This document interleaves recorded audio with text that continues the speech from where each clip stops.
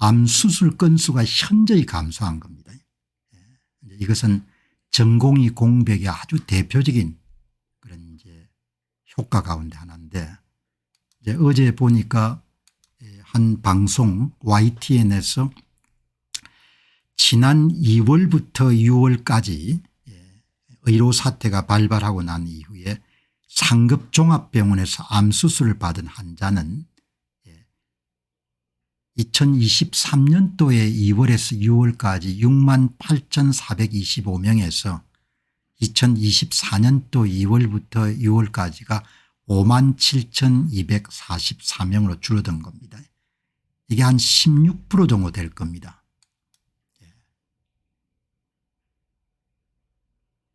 그리고 특히 이제 이런 수술을 많이 하는 서울의 빅5의 암 수술 건수 감소율은 30% 정도 육박하는 거죠. 그러니까 암 수술에 상당히 많은 부분을 담당하는 그런 빅5가 특별하게 많이 암 수술 건수가 줄어들었다. 그러니까 뭐 암과 관련해서 병원 가동률이 30%로 떨어진 거, 30%만큼 떨어진 거죠. 그래서 그 자료를 여러분 한번 살펴보니까 여기 보시면은 간암 23%, 위암 22%, 폐암 18%, 대장암 16%, 대학병은 6개 암질환 수술 극감, 갑사성암 19%, 이렇게 좀 더 확대가 보시게 되면은 이 박스 안이 지난해하고 올해까지 이런 비교한 겁니다. 2월부터 7월 그리고 2024년도 2월부터 7월 위암 같은 경우는 1564건이 줄어든 겁니다. 정감률은 마이너스 21.7%, 대장암도 마이너스 16.4%, 간암 마이너스 23.1%, 폐암 마이너스 18.3%, 유방암 마이너스 10.4%, 갑상선암 마이너스 18.6%, 전체 마이너스 16.8%인 겁니다.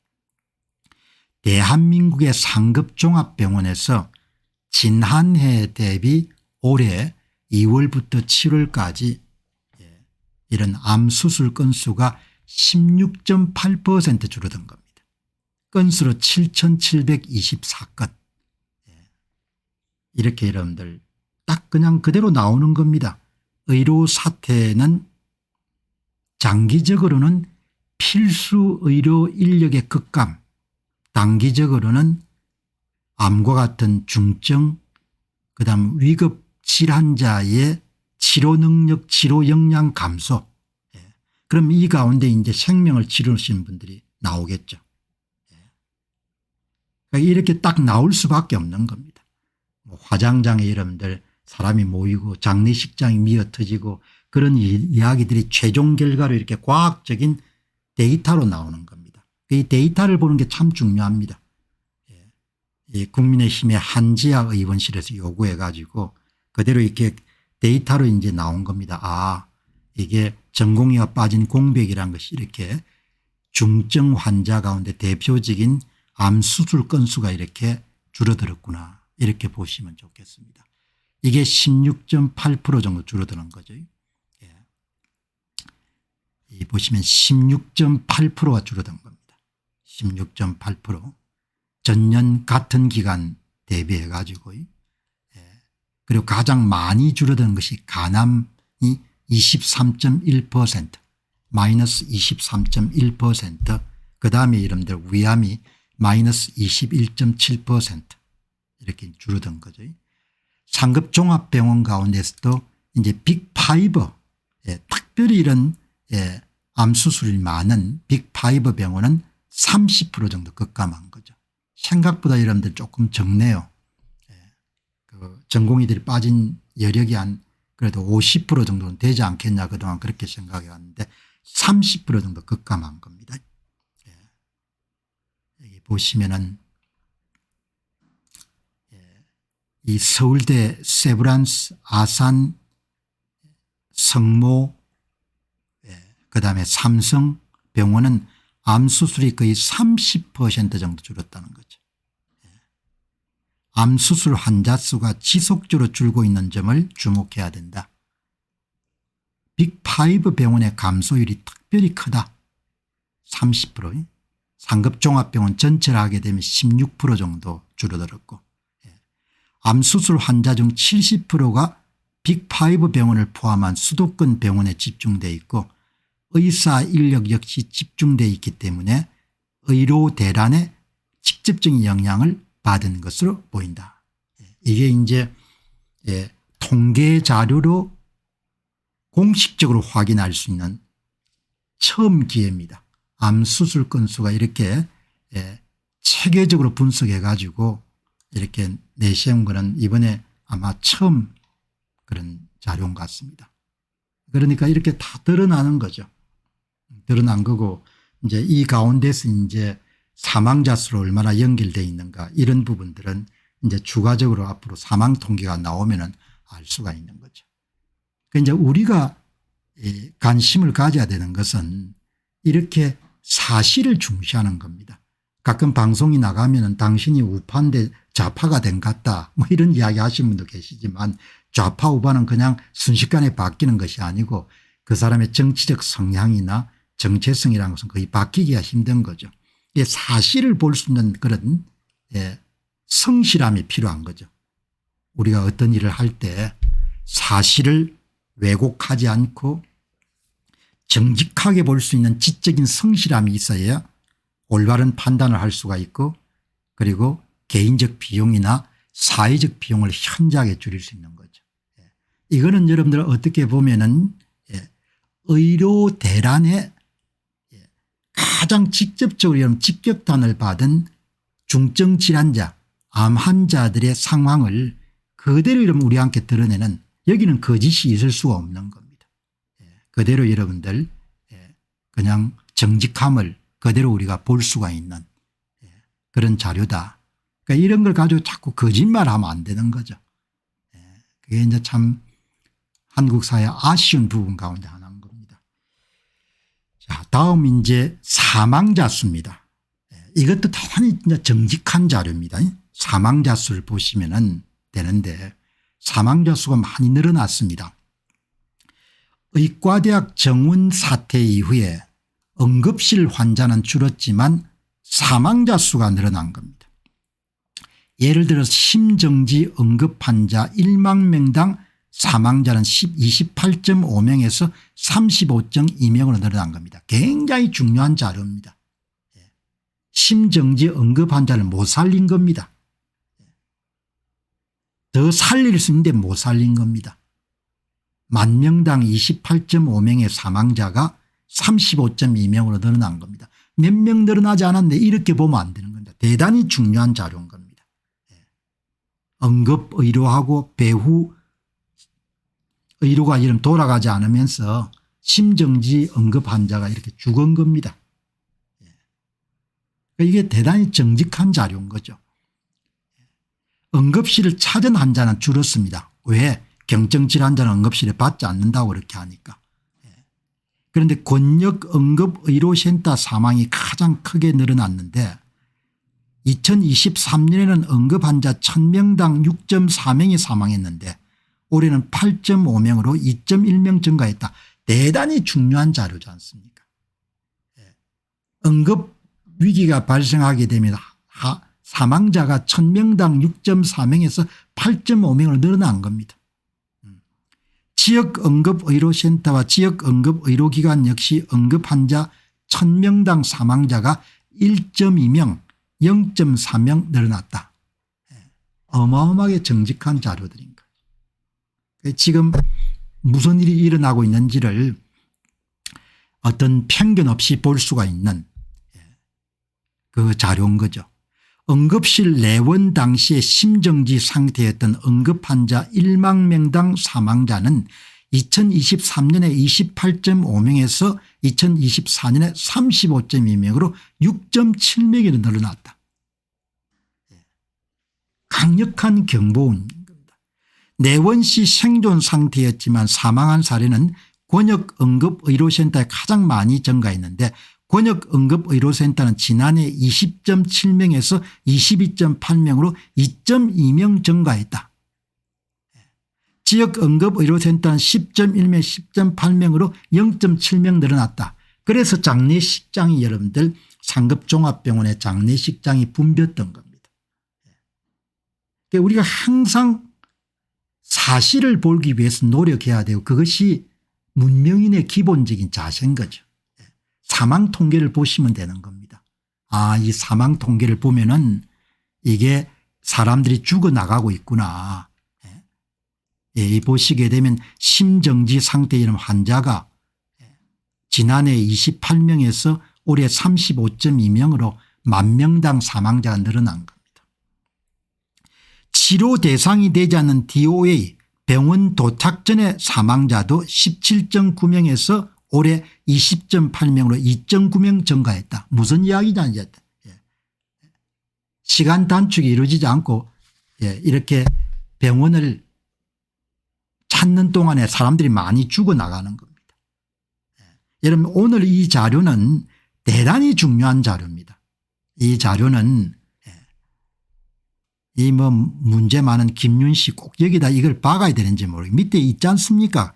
국립중앙의료원 김윤 의원실 재구성 꼭 그렇게 뭡니까?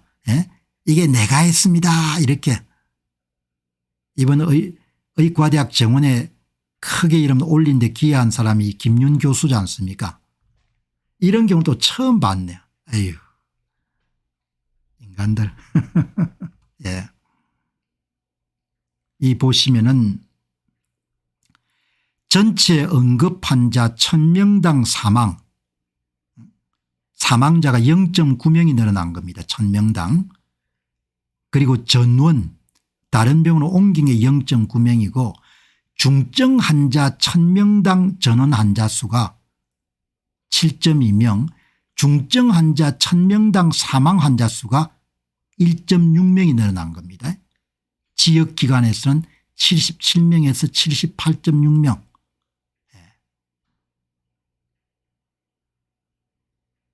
이렇게 여러분들 지금 늘어난 거죠. 여기 보시면은 응급의료기관 종별 1000명당 사망자 수 이게 응급환자 1000명당 사망자 수 이걸 보면 되겠네요. 권역센터는 2.1명이 늘어났고 1000명당 지역센터는 1000명당 1.2명이 늘어났고 지역기관은 1000명당 0.3명이 늘어났네요. LVI는 뭔지 모르겠고 사망자 수가 여기 한 분이 멘트를 남겨놨었는데 약 5%만 사망률이 늘어난다 하더라도 1년에 40만 명이 사망하기 때문에 연간 2만 명의 추가 사망이 발생한다는 뜻입니다. 이거는 이제 좀 검증을 해봐야 되는데 글 써놓으신 걸 보니까 의료를 잘 아시는 분 같네요. 이제 저도 막 봤기 때문에 그냥 여러분 참조하시기 바랍니다. 암 수술 건수가 급감하고 사망자 수가 여러분들 현저하게 늘어난 겁니다.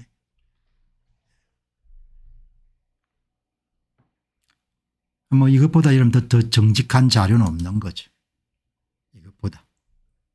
그죠? 어제 방송이 나가고 난 다음에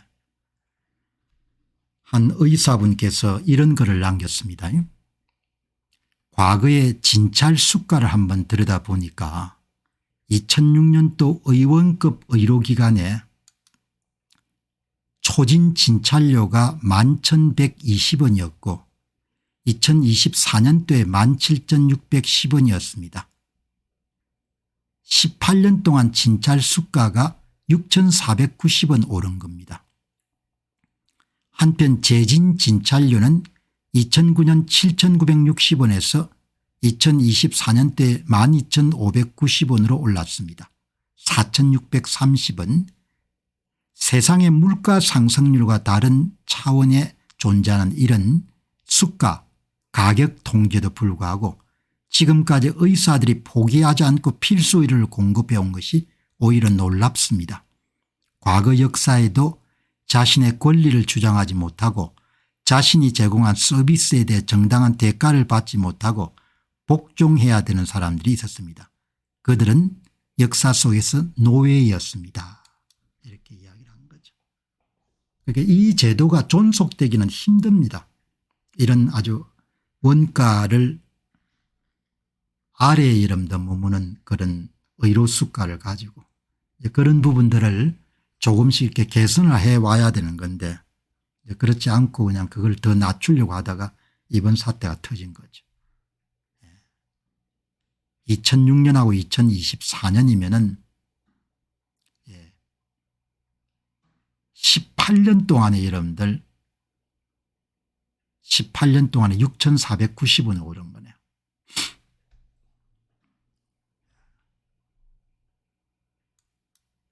저는 현재 외과 의사로서 현재 상황으로는 일단 우리나라 의료는 일단 그냥 한 번 정도 홍역을 겪어야 될 것 같습니다.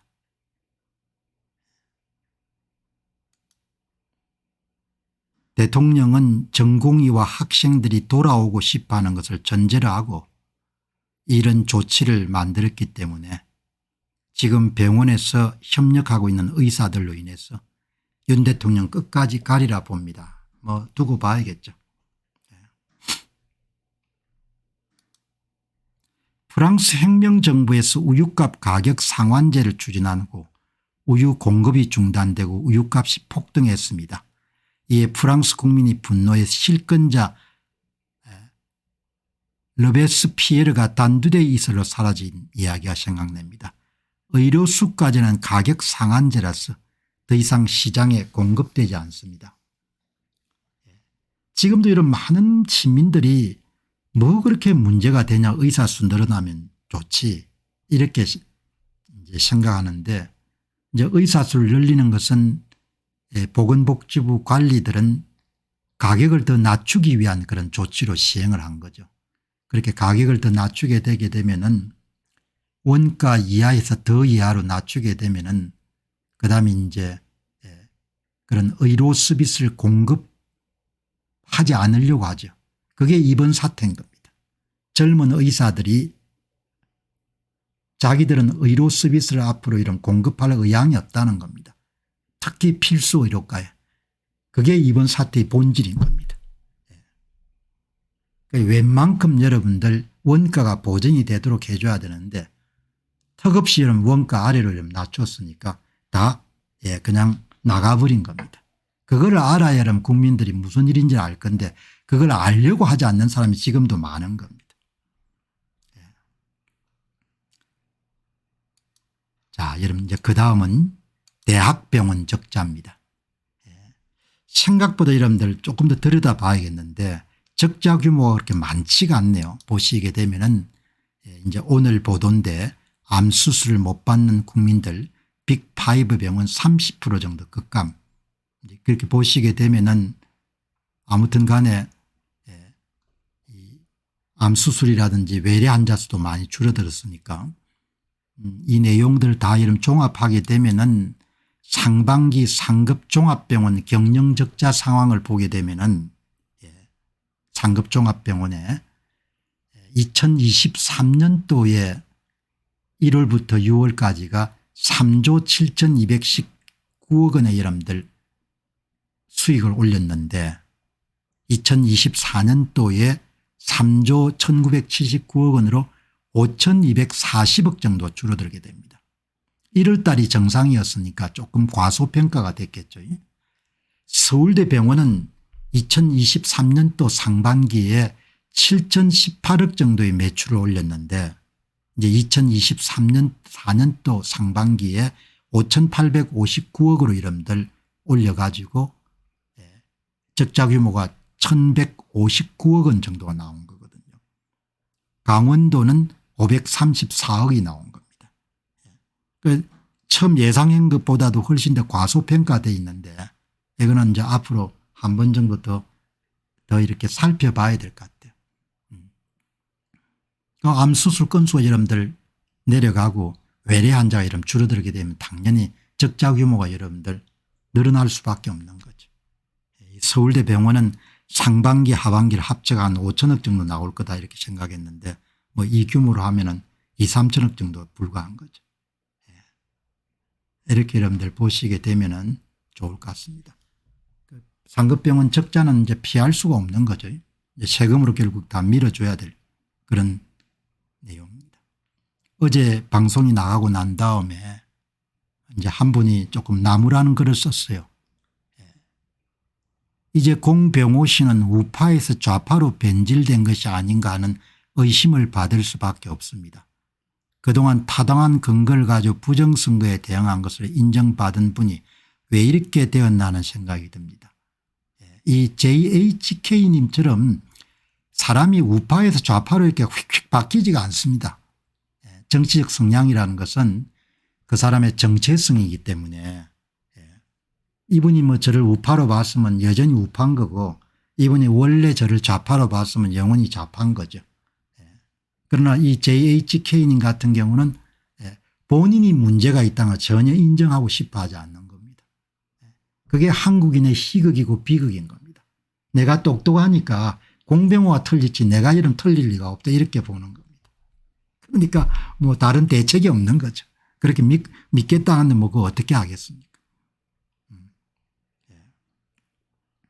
이런 글들이 많지는 않지만 한 분이 좀 신랄하게 글을 썼습니다.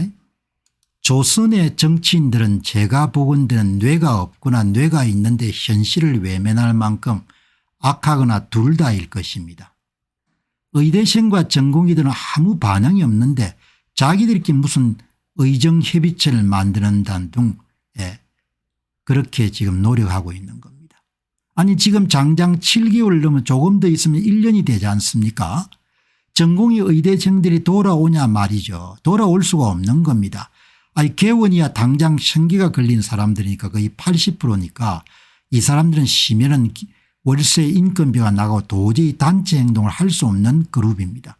오히려 단체 행동한다고 문을 닫으면 오는 앉자마자 문을 연 경쟁의원에 가는데 애초에 단체 활동을 할 수 없는 겁니다. 봉지기도 쉬고 있는 의사들도 많고 하니까 그만두게 힘듭니다. 이제 남은 것은 교수밖에 없습니다. 전공의 학생들이 모르겠습니까? 복귀되어도 사제관계고 뭐고 다 파탄났다고 보면 되는 겁니다.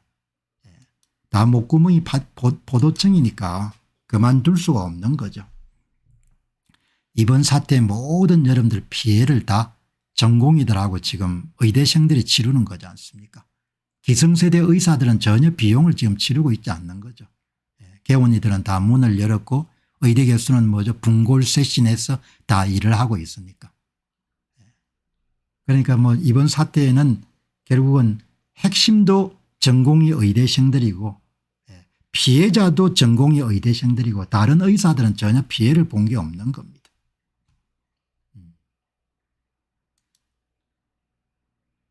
좋은 의료 시스템이 불과 몇 개월 만에 복구가 어려울 정도로 망가지고 말았습니다. 아직도 국민의 일부는 본인이 얼마나 큰 부담과 위험에 노출되고 있는지를 모르는 것 같습니다. 모르시는 분들이 아직도 많죠. 그리고 옳은 일을 하는 사람들이 잘못된 방향으로 가고 있다 이렇게 생각하시는 분들 많은 겁니다. 사람을 설득하는 것은 아주 어려운 일입니다. 그리고 나이 든 사람들을 설득하는 것은 거의 불가능에 가까운 거죠. 그럼 뭐 어떻게 해볼 도리가 없는 겁니다. 그래서 사람이 갖고 있는 생각의 크기만큼 그 사람이 갖고 있는 안목과 시야에 따라 가지고 삶의 방향도 달라지고 운명도 달라질 수밖에 없는 거죠. 뭐 다음에 뭐 여러분들 어떻게 되고 난 다음에 후회해 봐야 소용이 없는 겁니다. 사람 중에 아주 어려운 사람이 완고한 사람이고 더더욱 어려운 사람이 완악한 사람이지 않습니까? 어리석은 사람, 완고한 사람, 완악한 사람들은 대책이 없는 거죠. 그 사람들은 본인이 이제 뭡니까? 힘들어졌을 때 그때 깨우칠 수 있을지도 모르겠어요. 그때도 좌파 우파하고 있을지도 모르겠습니다. 이렇게 여러분들 정리가 되시면 좋겠습니다. 뭐 복귀하지 않으면 대안이 뭐가 있겠습니까?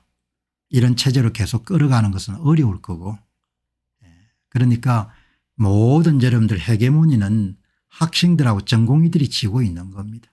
그 사람들이 돌아올 의지가 없으면은 정상화되는데 오랜 시간이 걸리겠죠.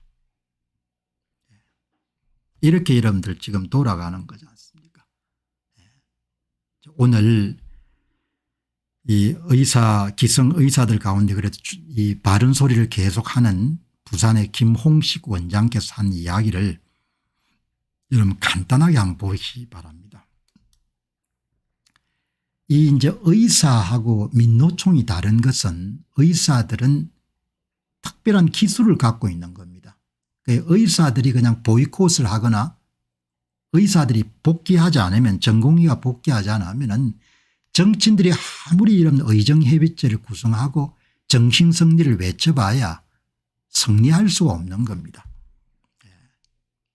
의사는 대체할 수도 없는 전문직인데 집권으로 한껏 고무된 대통령들이 그동안 지지율을 놀리고 선심성 의료정책을 도입하여 전문 집단인 의사를 논의해서 제외하고 패싱했기 때문에 의정 갈등에서 항상 의사에게 패배할 수밖에 없었던 거죠. 무리수를 뒀으니까. 그동안 구전구패를 한 겁니다. 이제 윤 대통령이 10전 1승하기 위해서 지금 나선 겁니다. 의료정책 대부분은 의사의 참여와 공조가 필수 불가결합니다. 민주노총의 근로자들 제압하는 식으로 될 수가 없는 겁니다. 왜? 의료 자체가 업의 본질이 다르니까. 의료 서비스는 의사들이 공급하느냐 안 하느냐를 결정하는 것이고 근로자는 대체를 얼마든지 할 수 있는 겁니다.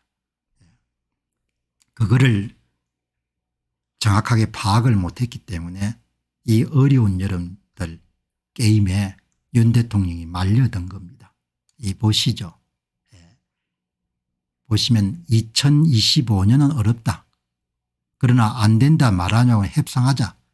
이런 구차한 제안들은 불필요하다는 거죠. 앞으로 탈진한 의사들이 하나둘 떠나고 머지않아 응급실 뺑뺑이도 사라지게 되고 뺑뺑이들이 돌아봐야 봐줄 의사가 남아있지 않을 것이기 때문이다. 추석은 이벤트고 추석 이후 상황은 더욱더 안 좋아할 것이다. 어떻든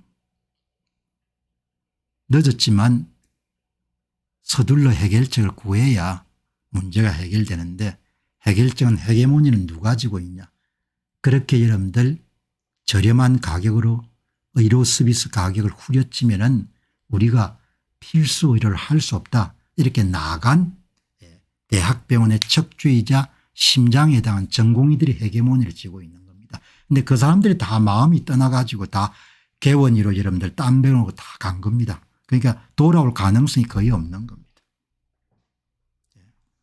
지금 기준으로 보게 되면은 윤 정부가 승리한 것처럼 보이지만 너무나 불안한 위태위태한 그런 상황이 된 겁니다. 미복귀에 대한 대안이 없는 겁니다. 전공의와 의대생들의 미복귀에 대한 대안이 다른 대안이 저는 다른 대안이 거의 없다고 보는 겁니다. 어제 여러분 방송이 나가고 한 분께서 이런 글을 남기셨습니다. 조금씩 개선하면 될 일을 개혁을 한답시고 판을 엎어버렸습니다. 호미로 막을 일을 포크레인을 동원해서 허물어버린 꼴이 됐습니다. 전문가인 현장의 의사들과 상의해서 해결할 일을 정치꾼 한 명의 정치적인 욕심으로 한 나라의 의료를 그냥 뭉개버리고 말았습니다. 모든 것이 돌아올 수 없는 강을 건너버린 것 같습니다. 박수치며 한화하던 국민들에게 이제 비용 청구수가 날아갈 겁니다. 감당 못할 의료비 폭탄과 인내하기 힘든 대기 시간이 말입니다. 이렇게 한 분께서 비분관계 가지고 이야기를 한 겁니다. 지금이라도 수습을 해야 되는데 복지부에서 한국의사연봉 세계 1위라는 발표를 하기 때문에 그럼 의사를 수입을 왜 안 하냐고 물어보면 절대 대답 안 합니다. 한국 의사 연봉 세계 1위라고 계속 이런 보도자료 낸 거지 않습니까? 아무리 봐도 수가가 이런 원가의 60, 70%인데 환자를 얼마나 받아 여러분들 그게 세계 연봉 1위가 되겠습니까? 비급여를 얼마나 해야 되는데 의문이 되는 겁니다. 매출을 수입이라고 둘러대는 겁니다. 심평원은 매출 자료밖에 잡히지 않는다고 그러네요. 국세청 자료가 의사의 이런 소득을 잡을 수가 있고 심평원 자료는 매출인 겁니다. 매출. 수십 년간 의사들 머릿속에 상상만 하던 일을 현실화해 준 엄청난 대통령입니다. 어찌 보면 가슴에 엉어리를 어느 정도로 해수 있게 해준 정권입니다. 의사들의 속내를 국민 일부분이라도 알게 해준 사건입니다. 이제 이번에 다 알아버린 거죠. 저는 이번에 다 알았습니다. 야, 한국 의료가 완전히 뭡니까 수탈체계로 운영되어 왔구나. 예.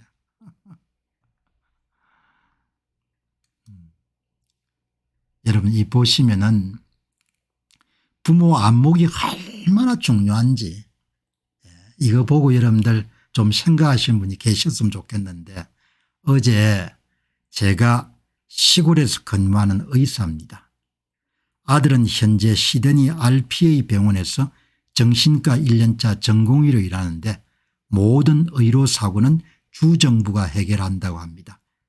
시드니 UNSW 가장 톱되는 그런 의대입니다. 의대를 합격하고 또 서울의대를 합격했는데 굉장히 똑똑한 젊은이였네. UNSW 의대를 선택했습니다. 당연히 제가 UNSW 의대를 가라고 권한 겁니다. 서울의대를 포기하고 호주의 이름 UNSW 의대를 가라고 의사인 아버지가 권한 겁니다. 부모의 안목이라는 게 이렇게 중요한 겁니다. 부모의 시야라는 것이 이렇게 중요한 것이고 부모의 통찰력이라는 것이 자식의 앞날뿐만 아니고 가족 전부를 살리거나 죽이거나 그렇게 하는 겁니다. 제가 시골에서 근무하는 의사입니다. 의사 생활 해보니까 한국에서 의사 앞날이 안 보여서 자식이 서울의대를 올랐는데 그냥 오스트레일리아 가라 이렇게 권한 겁니다. 제가 이 이야기 왜 하냐. 그냥 반도에 갇혀 있으면 아무 생각을 못하는 겁니다.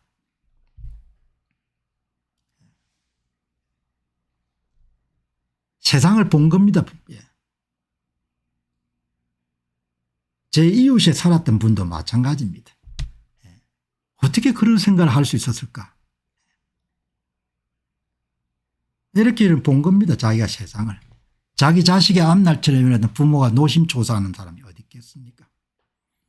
그래 부모가 계속 깨우치고 시야를 넓히고 그다음에 여러분들 뭐죠. 그런 안목을 넓혀야 그렇게 세상을 볼 수가 있는 겁니다. 아들을 구한 거고 집안을 구한 거지 않습니까. 여기 보면. 이분은 시골에서 여러분들 의사를 하시면서 다 본 겁니다. 아, 이 한국의 의료 수가 체계를 가지고는 도저히 이게 뭡니까 건건히 사는 거에는 다른 방법이 없다. 이렇게 나온 겁니다.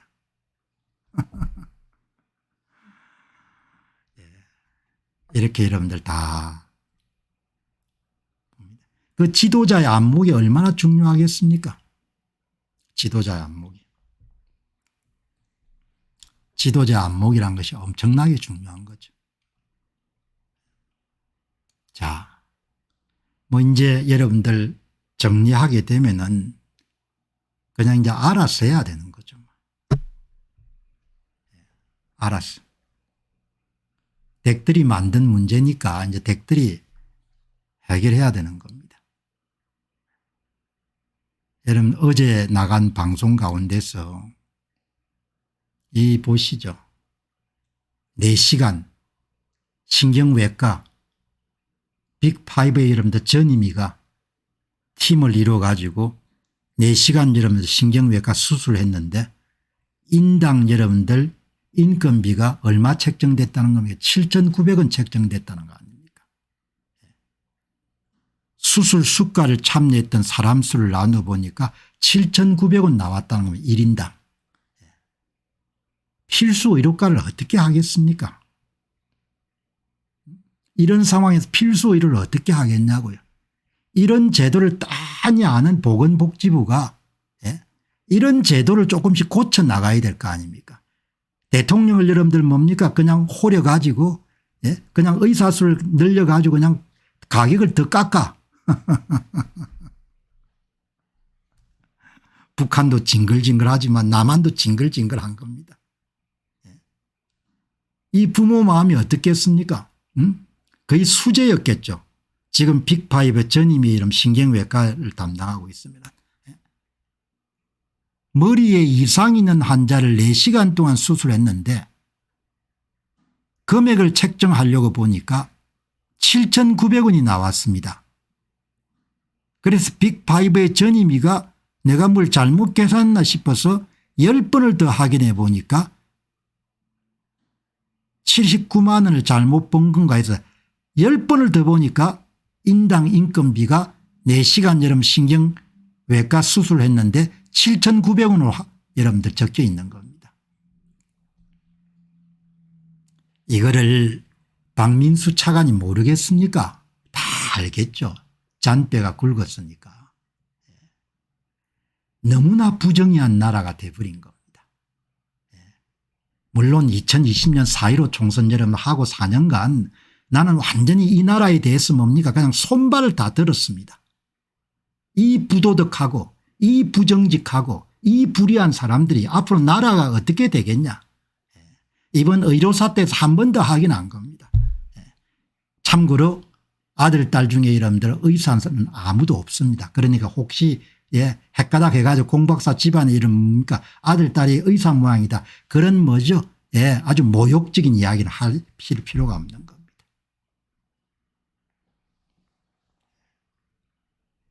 선거 보면 다 나온 겁니다. 선거 때 대한민국의 식자청과 대한민국의 지도청이 어떤 사람인가 어떤 수준인가 나라를 어디로 끌어갈 건지가 다 나온 겁니다. 한 번 더 확인 사살한 게 뭡니까 의료사태인 겁니다. 누가 하겠습니까? 여러분 아들 딸이 4시간 여러분들 뇌수술을 했는데 인당 인건비가 7,900원이 나오는데 누가 여러분들 앞으로 필수 의료를 하겠습니까? 전공의들 잘 된 거고 아직 젊으니까 여러분들 뭡니까 다 정신 차려 가지고 행복하게 살 수 있는 대로 다 나가시기 바랍니다. 이 나라는 여러분 개선이 안 될 겁니다. 개선할 의지가 없는 겁니다.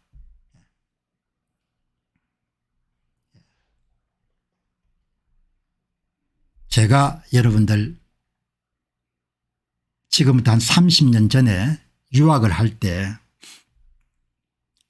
그 이제 학교 병원을 가게 되면 기억이 나네요. 키가 자그마한 분인데 미국은 의료비가 비싸니까 그런 대학들이 이제 그런 간이 병원 시설이 있지 않습니까? 그분이 남아프리카 공화국에서 이민을 오신 분이었어요. 여자분인데 세월이 많이 흘렀지만 머릿속에 또렷이 남아있네. 왜? 워낙 여러분들 그분이 제가 그 당시는 지금은 다 치료가 됐는데 이 꽃가루 알레르기가 심해가지고 고생을 많이 했는데 그 실험용 약을 많이 먹었죠. 약품사에 실험하는 약을. 지금 일론 머스크가 여러분들 남아프리카 공화국 이민자 출신이지 않습니까?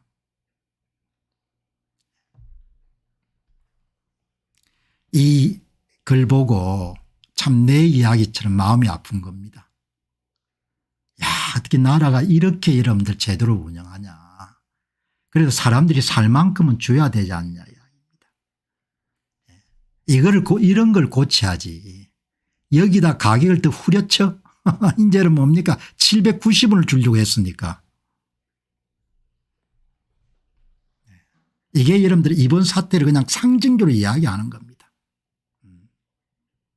4명이 여러분들 4시간 뇌수술하고 인당 인건비가 7,900원씩 떨어진 겁니다.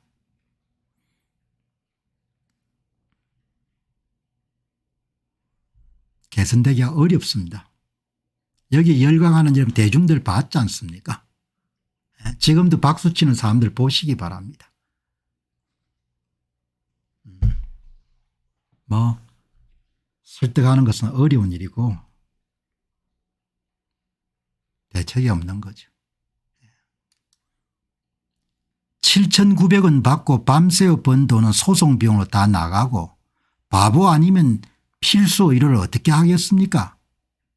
그들은 절대 돌아오지 않습니다. 그들은 돌아오지 않습니다. 9월에 의대생이 돌아와요. 이주호 교육부총리, 보건복지부 장관. 아니 그래도 내년 2월에는 돌아오겠죠. 그렇게 생각하는 겁니다.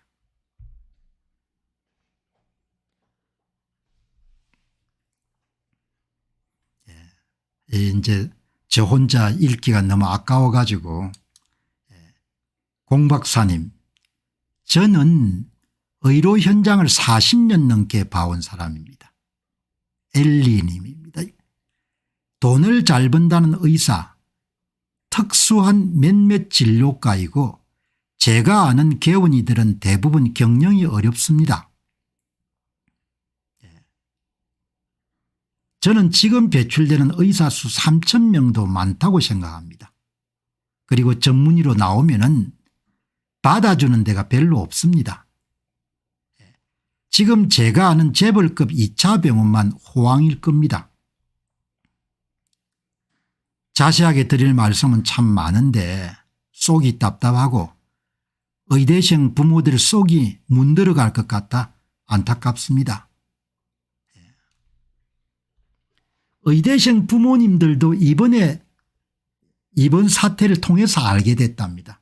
한 분께서 아들 딸이 다 의과대학생 본과인데 그동안 가끔 앞으로 의사가 어렵다는 이야기를 들었지만 부모도 자기 문제가 아니니까 그냥 그런가 보다 느끼다가 이번에 이렇게 사태가 생기면서 상황을 알게 되고 아차 내가 아이들이 그렇게 똑똑한데 다 왜 의대를 보내려고 그렇게 애들을 밀어붙였나는 그런 후회가 된다는 말씀을 남긴 것을 봤거든요.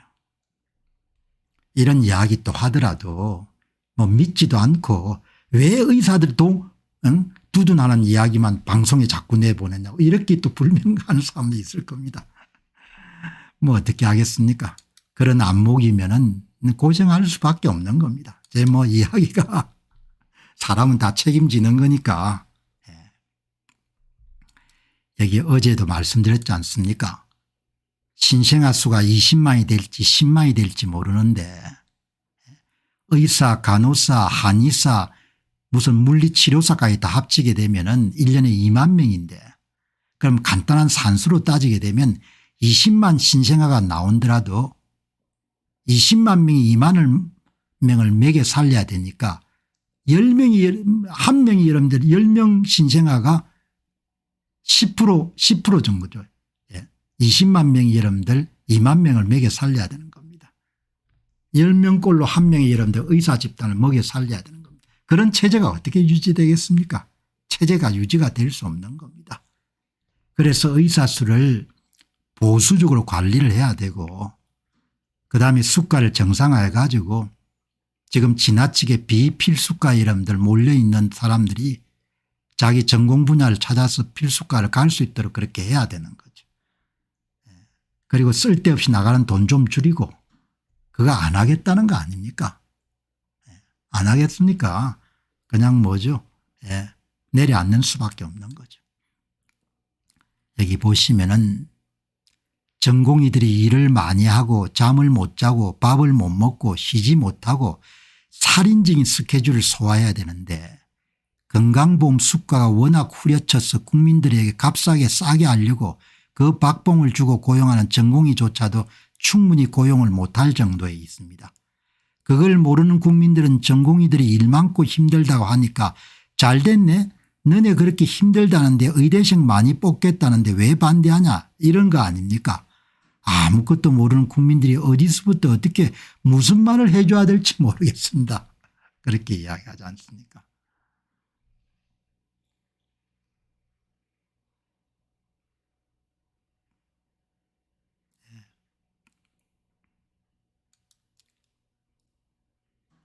이제 인척인 법조인에게 물어보니까 의료사고에서 웬만한 의사들은 적정 비용에 한해서 비용을 지불하더라도 소송을 피하고 싶어하는 상황입니다. 시간과의 싸움이고 그에 따른 스트레스를 피하고 싶어하는 심정으로 보입니다. 그러나 일부 환자들은 말도 안 되는 보상 금액을 요구하며 다는 아니더라도 많은 보상액을 받아낼 수 있다고 생각하는 모양입니다. 이렇게 되면 의사들은 소송을 피하기 위해서는 말도 안 되는 액수에 대하여 어느 정도 협상하고 보상하여 빨리 끝내고 싶어 합니다. 다행히도 제가 아는 법조인은 의사를 설득하여 한 푼도 주지 않아도 되는 판결을 받은 적이 있다는 말을 했습니다. 소송에 따른 의사들이 가지는 심리적인 약점을 이용해서 당연히 예측할 만한 부작용에 대해서 마구 소송을 거는 경향이 있습니다. 소송을 하면 어마어마하게 피곤하죠. 신경도 많이 써야 되고. 어쨌든 소송을 거는 사람한테 거의 소송을 하지 말아야 될 이유가 없으니까.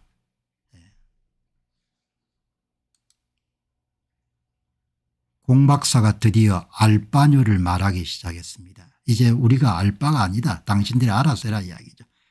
전공의들은 여야 정에서 어떻게 나오든 합의문이 어떻든 응급실 상황이 어떻든 이제 떠난 거니까 알바뇨입니다. 이제 다 떠난 겁니다.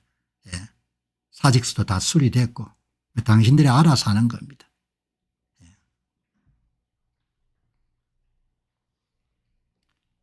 이제는 중요한 겁니다. 알바뇨. 이제는 당신들이 알아서 할 일이지 내가 알바가 아니다. 내가 관여할 일이 아니다는 거죠. 의료 갈등을 두고 이긴다 진다라고 하는 댓글이 보이는데 참 한심합니다.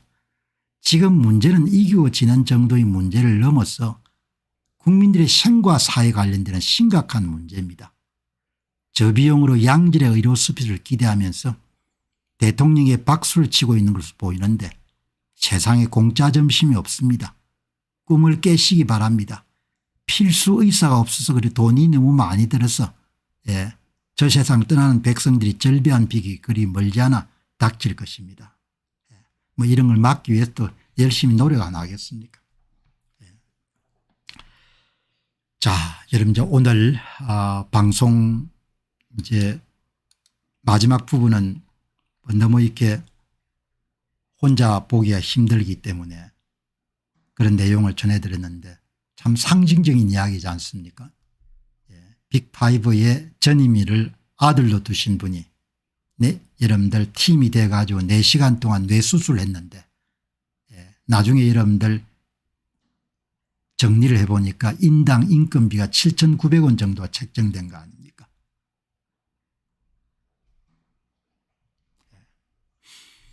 자, 여러분 오늘 방송 마무리하고 또 내일 절반 정도는 시사 문제 또 절반 문제는 의료 문제 이렇게 정리해 가지고 여러분 찾아뵙도록 그렇게 하겠습니다. 오늘 방송 마무리하기 전에 간단한 여러분들 광고 하나 드리고 그다음 마치도록 하겠습니다. 여러분 이 좌파적 사고 왜 열광하는가, 이것은 대한민국에서 왜 유독 뭡니까 그렇게 이미 철이 지난 바닷가 같은 그런 사상에 이런 몰입돼 가지고 그냥 특정 정치인을 그냥 옹호해 가지고 여러분들 목을 매는 사람들이 많은가, 그것을 파악한 좌파적 사고의 뿌리와 한국의 미래를 전망한 이 좌파적 사고 왜 열광하는가, 여러분께서 관심 있는 분들은 한번 도전해 보시기를 그렇게 권하고 싶습니다.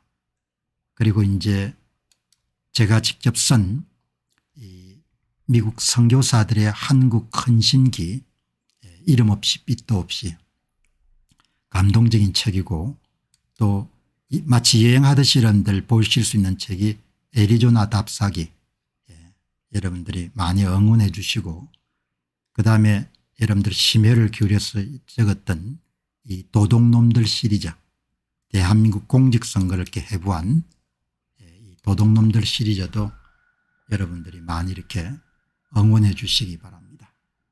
그리고 이제 마지막으로 제가 직접 쓰지 않았지만 김동주 박사가 쓰신 아주 필생의 역작인 기독교를 보는 세계 역사, 여러분들이 좀 긴 호흡으로 독서하신 분들은 한번 선택하실 만한 좋은 책이다 이렇게 말씀드리고 싶습니다. 오늘 여름 씩씩하게 보내시고 또 하루만 여러분들 더 일을 하시면 또 이제 긴 추석 연휴가 되겠네요. 추석 연휴도 여러분 쉬지 않고 저는 계속해서 방송 진행하도록 그렇게 하겠습니다. 내일 뵙겠습니다. 고맙습니다.